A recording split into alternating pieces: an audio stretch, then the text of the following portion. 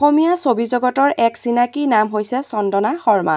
হয় বন্ধু বান্ধৱীসকল, অসমৰ জনপ্ৰিয় অভিনেত্ৰী চন্দনা শৰ্মা ডাঙৰ বিপদত পৰিছে।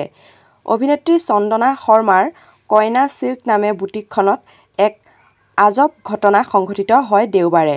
আৰু দুই প্ৰেমিক প্ৰেমিকাই মিলি এই আজব কাণ্ড সংঘটিত কৰে, যি কাণ্ড কথা শুনিলে আপুনিও আচৰিত হৈ পৰিব। অভিনেত্ৰী চন্দনা শৰ্মাৰ কইনা চিল্ক নামৰ জনপ্ৰিয় বুটিকখনত প্ৰৱেশ কৰিছিল এজন যুৱক। যুৱকজনৰ মতে প্ৰেয়সীৰ বাবে ক্ৰয় কৰিব লগা আছিল ৩যোৰকৈ কাপোৰ, কিয়নো কইনা চিল্ক বুটিকত উপলব্ধ হয় নিজ শালৰ আকৰ্ষণীয় মহিলা চাদৰ মেখেলা। সেই অনুসৰি প্ৰথম অৱস্থাত ১৭,০০০ টকা মূল্যৰ ৩যোৰ কাপোৰ পচন্দ কৰে যুৱকজনে। আৰু কাপোৰকেইযোৰ পচন্দ কৰি যুৱকজনে বাহিৰত থকা প্ৰেমিকাক মাতিবলৈ যোৱা চলেৰে বুটিকখনৰ পৰা ওলাই যায় যুৱকজন।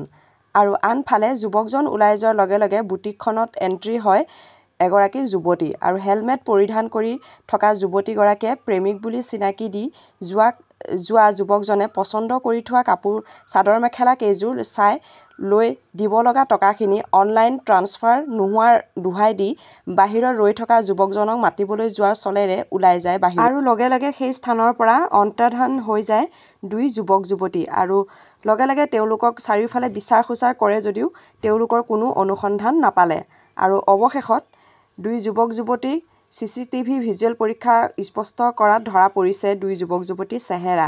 এতিয়া অভিনেত্ৰী চন্দনা শৰ্মাই লতাশিল আৰক্ষী থানাত দাখিল কৰে এজেহাৰ। আৰু দোষীক যাতে সোনকালে কৰায়ত্ব কৰে আৰু দোষীয়ে যাতে উচিত শাস্তি পায় তাকে ভগৱানৰ ওচৰত প্ৰাৰ্থনা কৰিলোঁ।